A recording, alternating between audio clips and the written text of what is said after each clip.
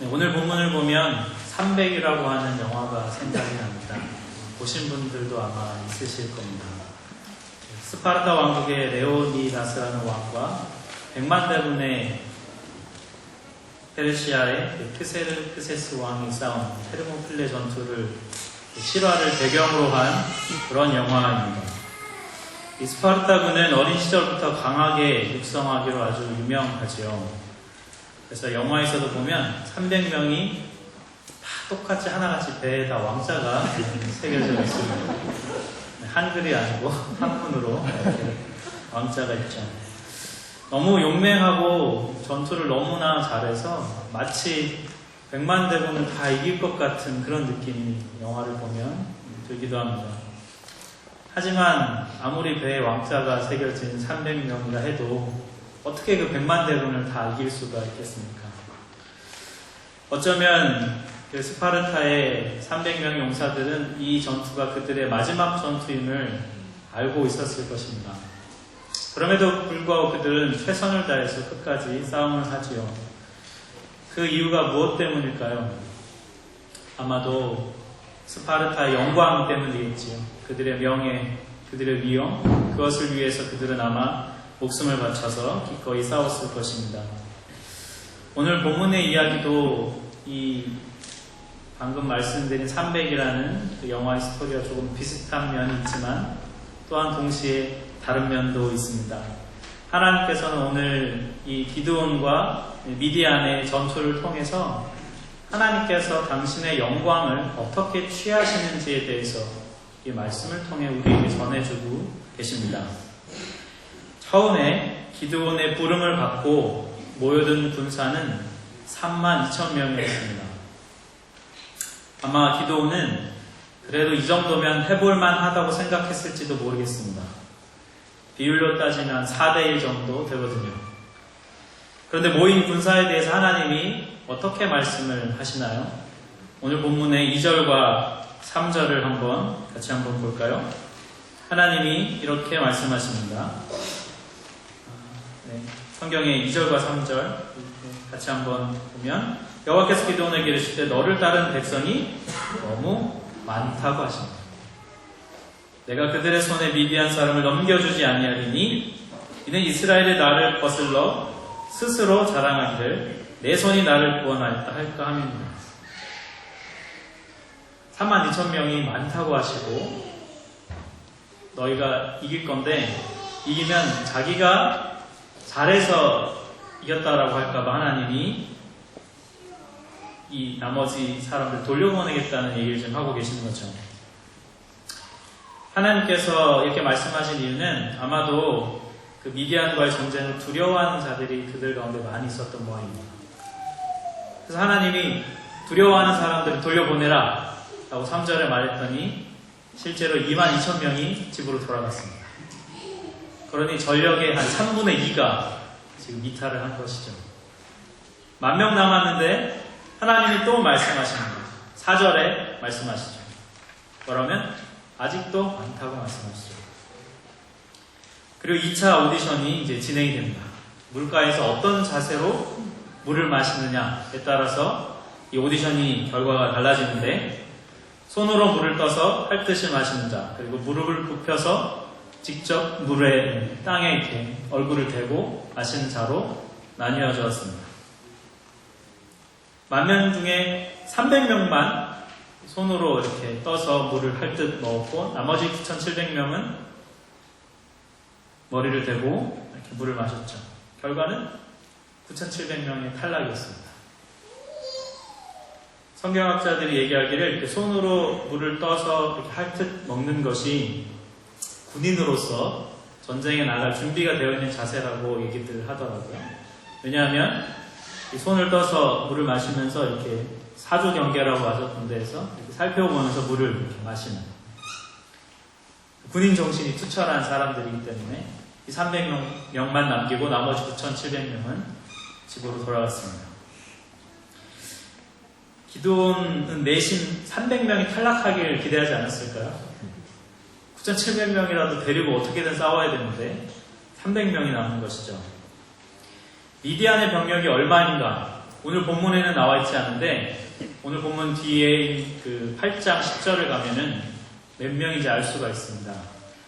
기드온과 전쟁에서 이 미디안이 패배하고 죽은 사람이 무려 12만 명입니다.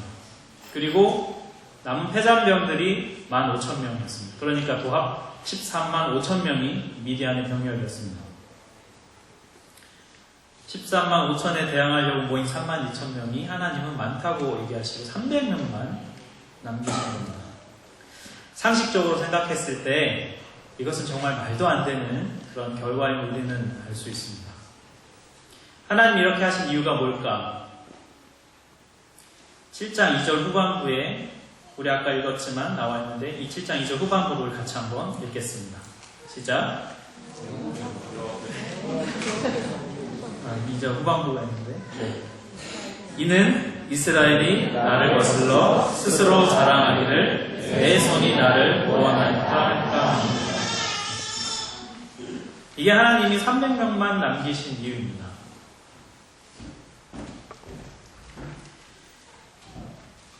실제로 3만 2천을 가지고 싸웠을 때 혹시나 이기면 야 우리 진짜 대단하다. 어떻게 우리가 13만을 이겼냐. 정말 잘 싸웠다. 막 서로 격려하고 축하하고 하나님이 이게 싫으신 겁니다. 하나님 지금 그걸 원하지 않고 계신데요. 왜 하나님이 이걸 원하지 않는가를 우리가 잘 묵상을 해봐야 합니다. 상식적으로 생각해보면 전쟁을 앞둔 사람에게 있어서 가장 중요한 관심사가 뭘까요? 어떻게 하면 이길 것인가가 가장 중요하죠. 어떻게 하면 이 전쟁을 승리로 이끌 것인가. 이게 가장 중요하죠. 이기는 것, 지는 것, 이것이 가장 중요한 관심사입니다. 그런데 2절에 말씀하시는 것을 보니 하나님의 관심은 이기고 지는 것보다 그것에 그렇게 크게 중요하지 않은 것처럼 하나님이 말씀하고 계세요. 하나님은 이기고 지는 것보다 누가 영광을 받을 것인가에 훨씬 더 관심이 많이 계십니다. 하나님께서 이스라엘 백성들의 마음의 상태를 읽어내셨습니다. 미디안의 전쟁을 앞둔 이 이스라엘 백성들이 하나님을 정말 온전히 의지하고 있지 않다는 것을 하나님이 알고 계셨던 것 같아요. 어떻게 알 수 있을까요? 오늘 본문의 앞에 있는 6장을 가면 이스라엘 백성들의 마음 상태가 결코 온전히 하나님을 의지하고 있는 가난한 마음이 아니라는 것을 우리는 알 수 있는 사건 하나를 접하게 됩니다. 사사기 6장 25절과 26절을 우리 같이 한번 읽겠습니다. 읽을까요? 그날 밤에 여호와께서 기드온에게 이르시되 내 아버지에게 있는 수소 곧 7년 된 둘째 수소를 끌어오고 내 아버지에게 있는 바알의 제단을 걸며 그 곁에 아세라 상을 찍고 또 이 산성 꼭대기에 내 하나님 여호와를 위하여 규례대로 한 제단을 쌓고 그 둘째 수소를 잡아 내가 지금 아세라하고 번제를 드리리라. 하나님께서 지금 뭘 명령하고 계신 거냐면 기드온에게 우상을 제거하라고 명령하고 계십니다.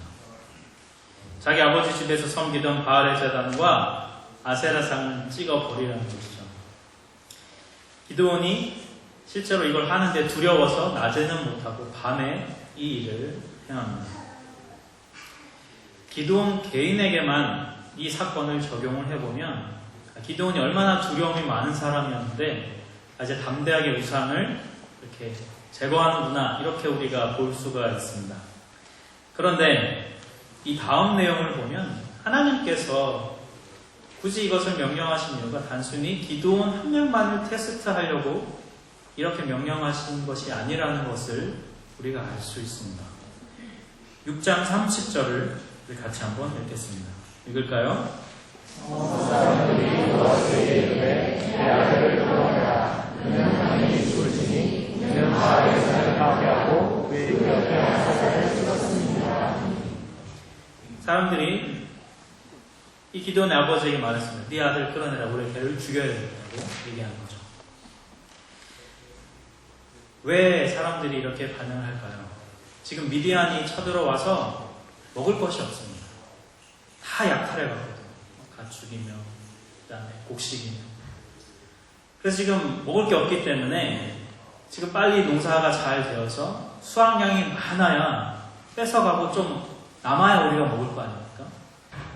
그런데 이 농사가 풍년이 되려면 누가 필요하냐면 바알과 아세라가 필요했거든요.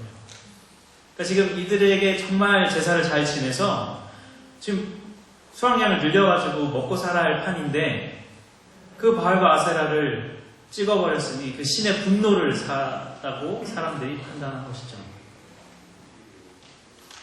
그러니 이 일을 행한 기드온을 죽여서 바알과 아세라의 분노를 잠재우려고 사람들이 기드온을 죽이려고 했던 겁니다. 사사기를 읽어보신 분은 알겠지만 이스라엘 백성들이 이방 백성들의 침략을 받을 때마다 그들이 하나님께 부르짖었고 하나님이 구원해 주셨습니다. 사사기 6장 6절에도 이 미디안의 침략 때문에 고통받던 이스라엘 백성들이 하나님께 부르짖었어요. 하나님 살려주십시오. 하나님 살려주십시오. 그래서 하나님이 선지자도 보내시고 기드온도 세워주셔서 지금 미디안을 무찌르려고 하나님 하시는 거거든요. 근데 하나님이 한번 테스트 해보시는 거예요.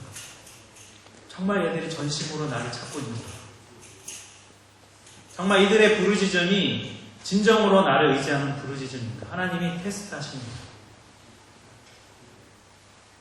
테스트 결과 하나님은 아니라는 걸 아셨던 거예요.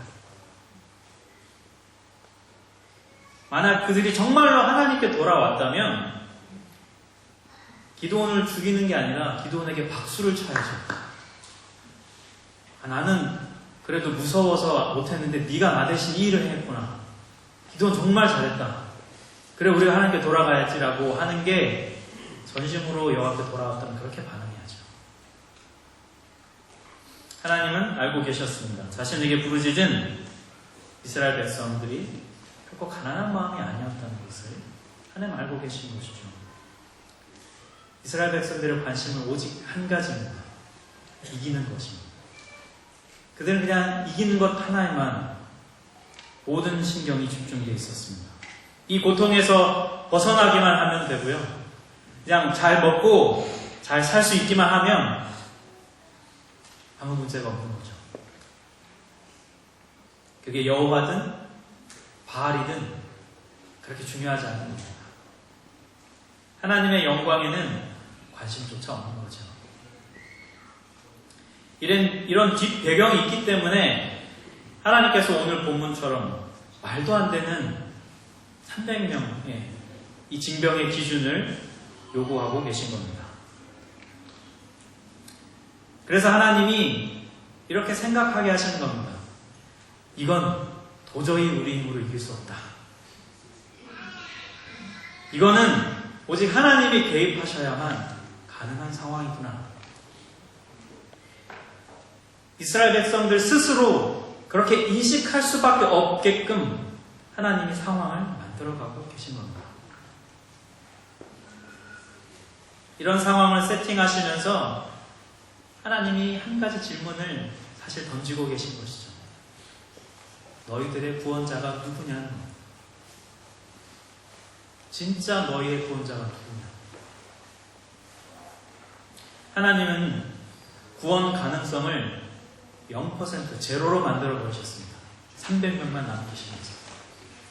그리고 이 구원 가능성이 0%인 이 상황에서 승리해야만 하나님을 인정할 만큼 이스라엘 백성들의 마음이 완고한다는 것을 하나님 알고 계신 겁니다. 3%, 5%라도 가능성이 있다면 자기에게 영광 돌릴 걸 하나님은 아셨기 때문에 이걸 차단해 버리시는 거예요. 원천 봉쇄하시는 겁니다. 하나님도 얼마나 답답하셨을까요? 300명 갖고 전투를 해야만 당신을 인정하고 당신께 영광을 돌릴 만큼 하나님의 위상도 꽤 낮았던 것이죠. 우리 삶에도 구원 가능성 0%인 상황을 접할 때가 참 많습니다. 도저히 생각해봐도 답이 없는 상황을 접할 때가 있습니다. 어떤 이유든 간에 구원 가능성이 없어 보일 때, 길이 잘 보이지 않을 때 하나님께서 우리에게 물으십니다. 내가 진짜 너의 구원자냐? 너의 구원자는 누구냐? 이 상황을 다스리는 자가 누구냐? 하나님 우리에게 질문하세요. 여러분, 정말 급박하고 절박한 상황, 자꾸 코너에 몰리게 되면 하나님 이런 질문을 하시면 예, 하나님 당신이십니다라고 사실을 나가야 하는데 우리가 그렇게 쉽게 답이 나가지 않습니다. 지금 왜 이러시는 건가요? 어쩌자고 이러시는 건가요? 만약에 저라면 글쎄요, 제가 생긴 게 온화하게 생겼지만 왜 웃으시죠? 저는 정말 분노할 것 같아요. 정말 하나님 너무하신 거 아니에요? 제가 예전에 신대원에서 그런 영성 기도를 이렇게 배운 적, 침묵 기도를 배운 적이 있는데, 기도 가운데 깊이 하나님을 만나는 그런 기도를 배운 적이 있는데, 풍랑이는 배에서 주님을 만나는 그런 좀 깊은 침묵 기도를 배운 적이 있습니다. 그 상황 안으로 제가 이렇게 들어가는 거거든요.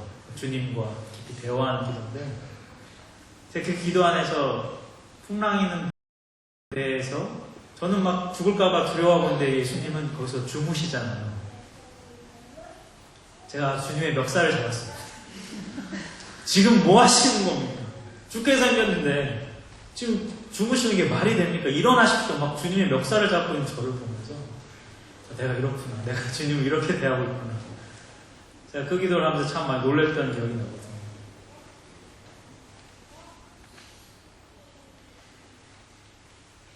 하나님께서 왜 이런 상황을 자꾸 몰고 가실까요? 예전에 같이 사역했던 제 후배가 과거에 자기에게 있었던 이야기 하나를 해주었었습니다. 이 친구가 집이 참 많이 가난하고 생활비가 이제 거의 다 떨어져서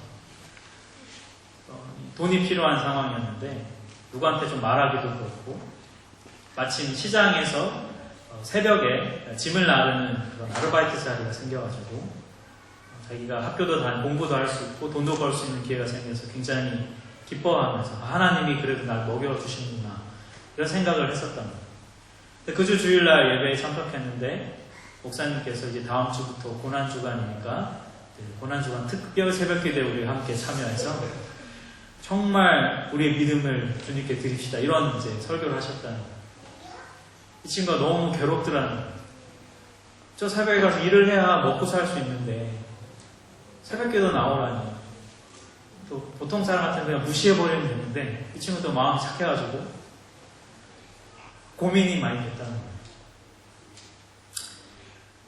거예요. 멋지게 믿음으로 포기하면 좋은데 정말 궁시렁궁시렁하면서 포기했대요. 하나님 진짜 너무합니다.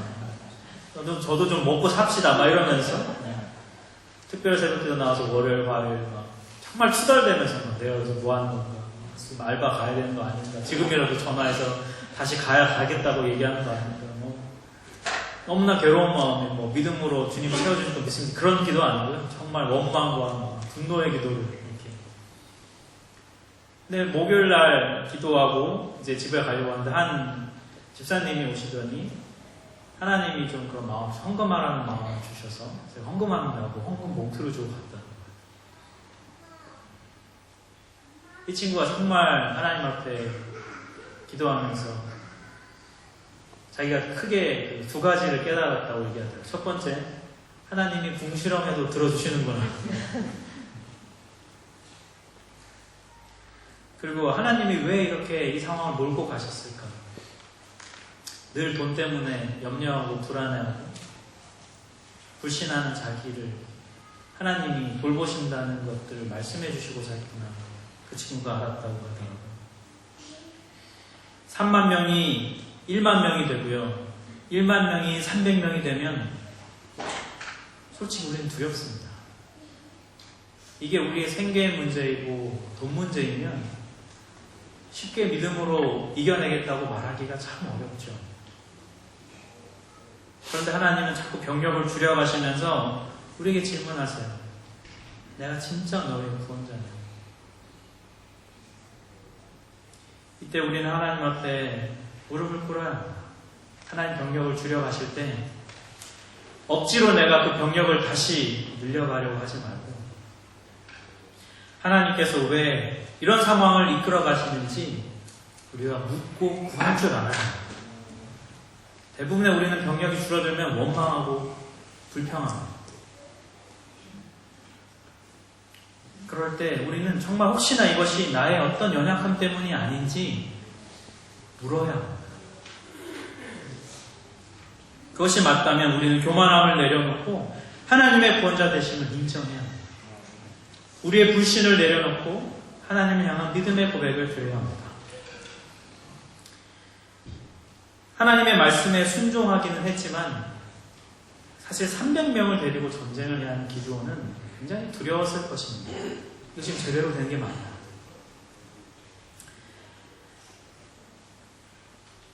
하나님께서 이런 기드온에게 승리에 대한 확신을 더해 주십니다. 7장 9절부터 11절의 내용을 보면 알 수 있습니다. 우리 7장 9절부터 11절을 함께 읽겠습니다. 시작. 밤에 여호와께서 기드온에게 이르시되 내가 다시모 내려가라 내가 것을 내 손에 넘겨주었나이다. 만약에 내가 여기 들어가거든 내 여호와와 함께 그 진영으로 내려가서 그들이 한 말을 이루라. 그 후에 내 손이 하나에서 그 진영으로 내려가리라. 그들이 한 말을 이루라. 그 후에 내 손이 하나에서 그 진영으로 내려가리라. 말씀대로 정탐을 하던 중에 기드온은 미디안 병사들로부터 오히려 그들이 기드온을 두려워하고 있다는 것을 알게 되었습니다. 그리고 담대한 마음을 가지고 그가 전투에 임하게 되죠. 이처럼 우리에게 두려움이 생기면 하나님 우리에게 말씀하십니다. 네가 두려워하는 그것의 실체를 정확하게 보라고 하나님 말씀해 주십니다. 너가 두려워하는 그것이 정말로 두려워해야 할 것인지를 정확하게 보라는 겁니다. 그 실체를 알게 될 때 우리는 내가 안 두려워해도 되는데 두려워하고 있었구나. 우리가 알게 되죠. 두려움은 인간이 가진 가장 기본적인 감정입니다. 하나님을 거역하고 악으로 가득한 이 세상에 내동댕이 쳐진 것 같은 연약한 우리 인간은 사실 정말 많은 게 두렵습니다. 그래서 조이 도우슨이라는 분이 쓰신 하나님을 경외하는 마음이라는 책에 보면 이런 문구가 나옵니다. 우리가 올바른 것을 두려워하지 않으면 잘못된 것을 두려워한다. 우리가 올바른 것, 즉 하나님을 두려워하지 않으면 우리는 잘못된 것, 하나님이 아닌 다른 것을 두려워하게 된다는 것입니다. 여러분은 뭐가 가장 두려우신가요? 아마 인간에게서 가장 기본적인 두려움인 생존에 대한 두려움이 우리의 두려움이 아닐까요? 이 땅에서 살아갈 수 있을까? 지금은 그래도 좀 잘 버티며 살지만 5년 뒤, 10년 뒤에 나의 삶은 어떨까? 생존에 대한 두려움이 늘 우리에 함께 하죠. 예전에 섬기던 교회 한 청년이 좀 마음이 심약한 친구가 하나 있었어요. 굉장히 착하고 그런데 친구가 심약해서 그 증거가 뭐냐면 이 친구가 고시 공부를 했는데 고시 날만 되면 떨려가지고 늘 시험을 망치는 거예요. 2년을 준비했는데 2번 다 시간 안대를 잘못했어요. 얼마나 괴롭겠어요. 1년을 준비했는데 그 심약한 자기 자신으로 인해서 늘 시험을 망치니까 서로 대화하며 기도하면서 이 생존에 대한 두려움이 너무 크구나라는 걸 서로가 인정하게 되었습니다. 제가 이 친구에게 권면했습니다. 너 무전여행 가. 한번 상황에 좀 부딪혀봐. 하나님 어떻게 도우시는지 한번 같이 보면 좋겠다. 저 그냥 이렇게 툭 던졌거든요. 근데 그 친구가 그걸 받더라고요. 실제로 이 친구가 무전여행을 떠났어요. 차비만 딱 들고. 이 친구가 나중에 또 이제 그 과정을 얘기해 주는데 정말 자기가 잘 생존할 수 있을까? 그 두려운 마음 갖고 갔다는 거예요. 터미널에 내렸는데 너무 배가 고픈데 돈은 없고, 근데 근처 편의점이 보여서 용기를 내어 가서 혹시 삼각김밥 유통기한 지난 거 있으면 좀 주십시오. 이 청년을 보니 내가 약간 좀 불쌍하게 생겨버렸는데 그 점프 주인이 좀 불쌍했던지 막 유통기한 좀 조금 하루 정도 지나 괜찮은 거를 한 5개나 6개 줬다. 지금 너무 막 감사해서 그거 저녁에 먹어야 될 때 남겨놓고 어디로 가야 될지 몰라서 정처 없이 길을 가면 고추밭이 나와가지고 거기 계시면 고추 같이 따드리겠다고 하고 또 고추 따고 또 한 끼 얻어먹고. 중요한 건 이제 밤에 잠을 자야 되는데 숙소가 없잖아요. 뭐 역에 가서 노숙해야 하나 고민하고 있는데 마치 이 친구가 이제 떠날 때 뭐 이제 핸드폰만 갖고 갔는데 떠날 때 자기 무전여행 간다고 이렇게 올렸는데 알고 보니 그 지역에 저희 교회 같은 그 어떤 자매의 할아버지가 그 지역에 사신다는 걸 알고 히치하이킹을 막 해가지고 몇십 킬로를 가서 그 집에 가서 뭐 삼겹살 얻어먹고 하루 자고. 그 친구가 그런 경험들을 쭉 해가면서 하나님이 그래도 먹여 살려는 주시는구나. 정말 살려는 주시구나라는 걸 이렇게 깨닫게 됐다는 얘기를 하더라고요. 사실 한 청년의 굉장히 가벼운 에피소드이지만 기본적으로 우리에겐 다들 이런 두려움이 있습니다. 생존에 대한 두려움, 먹고 살 수 있을까에 대한 두려움.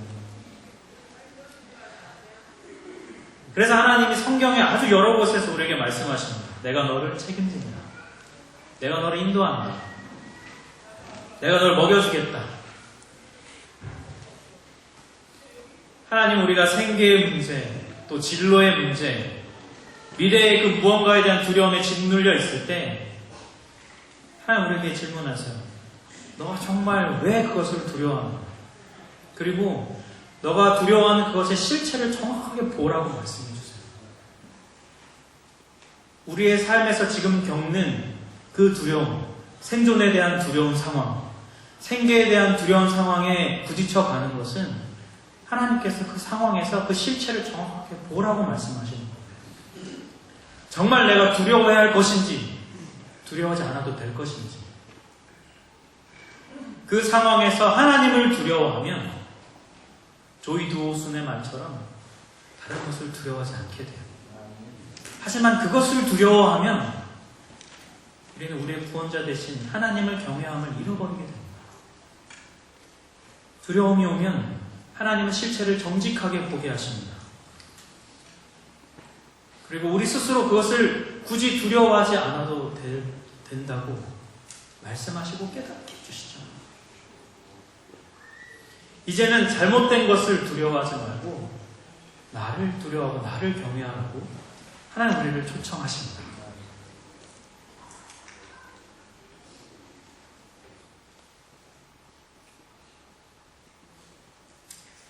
하나님을 두려워하게 되면 하나님은 당신을 경외하는 자에게 승리를 주기를 원하십니다. 그런데 하나님께서 오늘 이 하나님의 전쟁을 수행하는 데 있어서 하나님께서 주시는 무기로 승리하기를 원하셨습니다. 오늘 본문에 하나님께서 테스트하신 내용이 그런 거잖아요. 두려움이 없으면 남아라. 그리고 너가 정말 군인 정신을 갖고 이 전투에 임하는 사람은 남으라는 거예요. 두려움이 없고 정말 용맹한 300명이 남았어요. 여러분 상상해 보시겠습니까? 이 300명이 어떤 외모와 어떤 분위기를 갖고 있을까? 아마 상상해 보는데 굉장히 용맹하고, 그죠? 두려움이 없으니까. 그리고 이 군인 정신이 투철한 사람이라면 아마 눈빛도 아주 뚜렷하고 왕년에 이렇게 싸움도 잘하고 아마 굉장히 이 전투에 있어서는 한번 그래 해보자 이런 사람들이 아마 300명이 남았을 거예요. 날쌔고 그죠? 체격도 좋고. 그런데 하나님이 이들에게 주신 주무기가 칼이 아니었습니다. 16절, 우리 7장 16절을 같이 한번 읽겠습니다. 시작. 300명을 세대로 나누어 각 손에 나팔과 빈 항아리를 들고 항아리 안에는 횃불을 감추게 하고, 한 손에는 나팔과 한 손에는 항아리. 이게 기드온의 300용사에게 지급된 무기였습니다. 체격도 좋고 카리스마 있는데 와 하고 나가는데 칼이 아니고 횃불과 항아리를 들고 있는 거 한번 상상해 보세요. 진짜 우스꽝스럽지 않습니까? 지금 이게 뭐야 마마 300명은 얘기했을 거예요. 하나님 왜 이렇게 하실까요? 하나님께서는 하나님의 전쟁에서 하나님이 주신 무기로 승리하길 원하셨어요. 그래야만 이 전쟁의 승리를 이끈 분이 하나님이시라고 인정하게 되는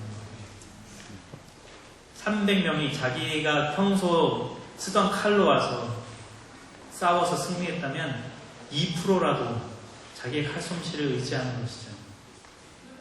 하나님 완전 원천 봉쇄하고 계신 겁니다. 집요하리만큼 하나님은 1%의 영광도 너희가 취할 수 없다라고 하는 말씀하고 계신 거예요.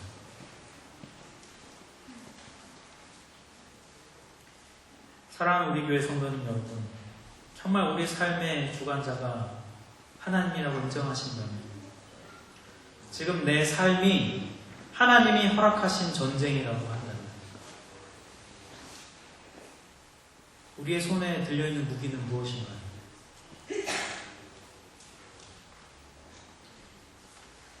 제가 군대를 제대하고 대학교 복학을 몇 개월 앞섰던 그 시기에 그 둘째님 집에 얹혀 살았는데 하루는 매형이 저를 부르더니 뭔가를 설명하기 시작했습니다.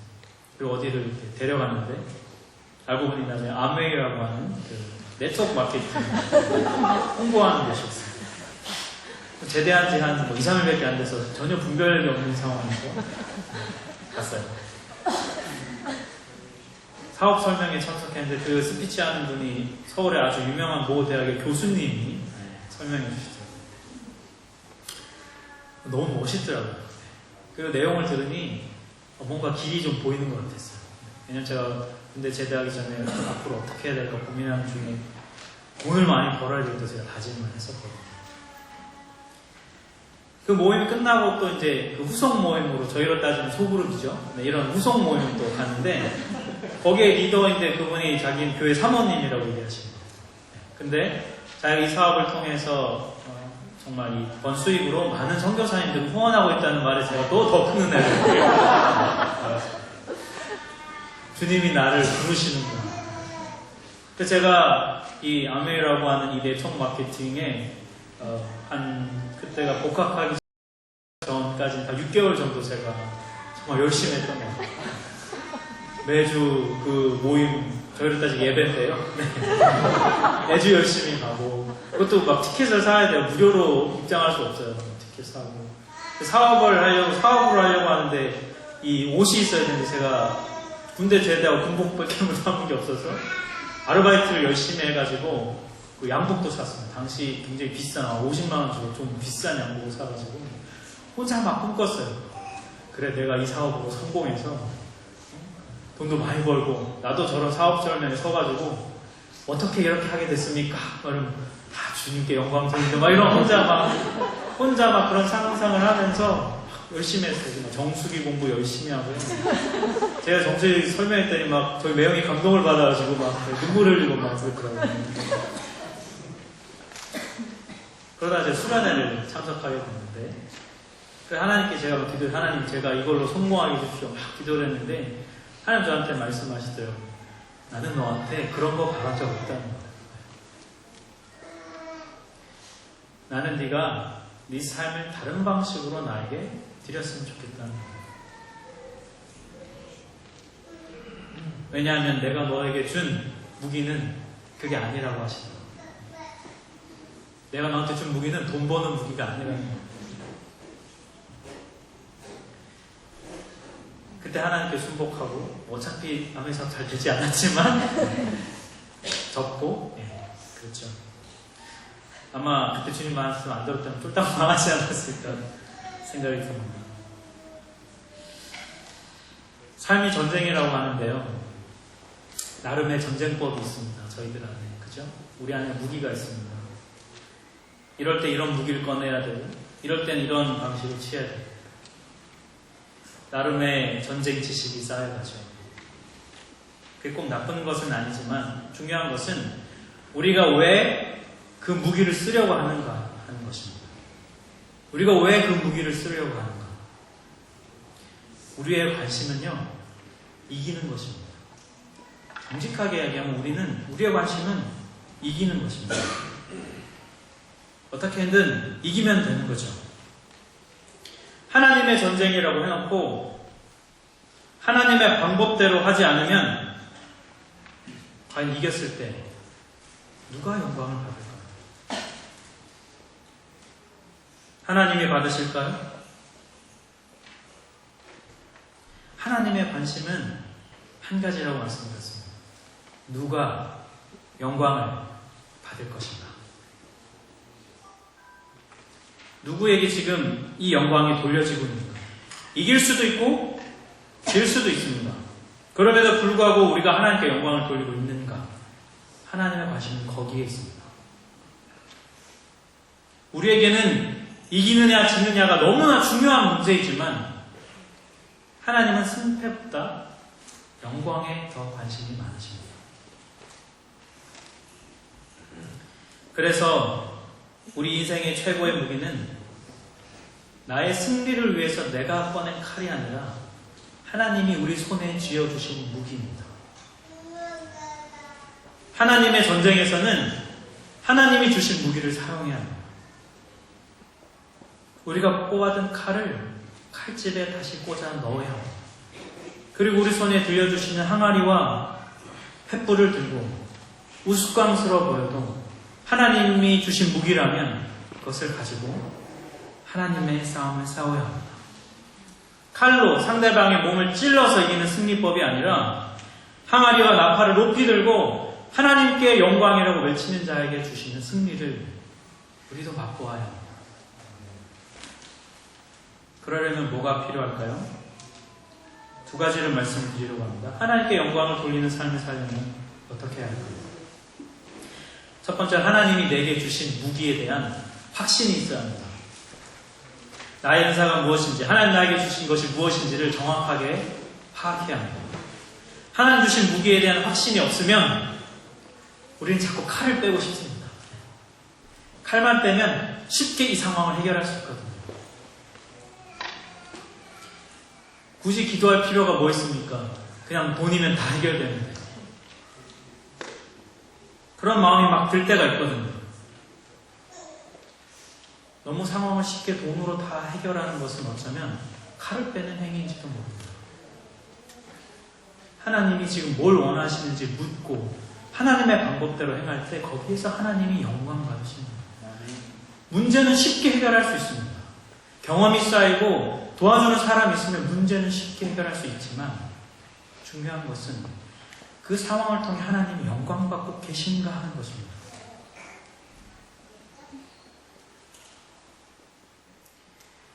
또 한 가지 두 번째 권면은 충성된 삶을 살라는 것입니다. 기도는 하나님 말씀을 충성되게 따랐습니다. 아버지 집에 있는 우상도 찍고 300명만 남겨두었습니다. 그랬을 때 하나님은 그 충성을 통해 귀히 여기시고 하나님 친히 영광 받아주셨습니다. 하나님께서 우리 삶에 우리를 불러주신 지금의 삶의 자리가 있습니다. 아버지로, 남편으로, 엄마로, 아내로, 가정으로 부름을 받았습니다. 이 부름에 충성되이 행하지 않는 것은 그것은 하나님께 영광을 돌리는 행위가 아닙니다. 우리는 칼을 빼서 쉽게 눈앞에 놓여진 장애물을 해결할 수 있지만 하나님이 지금 부르신 삶의 자리, 남편의 역할, 아내의 역할, 아빠의 역할, 엄마의 역할, 그것에 충실하게 하는 것, 충성되게 하는 것이 하나님께 영광 돌려드리는 길입니다. 직장에서 삶의 자리, 부하 직원으로 또 리더로 부름받았다면 그것에 충성되이 행하는 것이 하나님께 영광 돌려드리는 길입니다. 교회에서 여러 직분으로 또한 부름을 받으셨습니다. 충성되게 감당해야 합니다. 힘들면 혼자 힘들다고 끙끙대는 게 아니라 그리고 혼자 다 하려다가 힘들어 포기하고 도망가는 것보다 함께 충성된 일꾼들과 함께 하나님의 싸움을 싸워갈 수 있도록 하는 것, 그것이 충성되게 살아갈 수 있는 지혜입니다. 하나님은 이 충성된 자들의 삶을 통해 영광을 받으십니다. 왜냐하면 그들은 자기 칼을 뽑는 자들이 아니기 때문입니다. 우리는 삶의 전쟁에서 이기고 지는 것에 민감할 수밖에 없는 인간입니다. 왜냐하면 승패에 따라서 우리 삶이 피부로 느끼는 체감하는 문제가 지극히 현실적이기 때문이죠.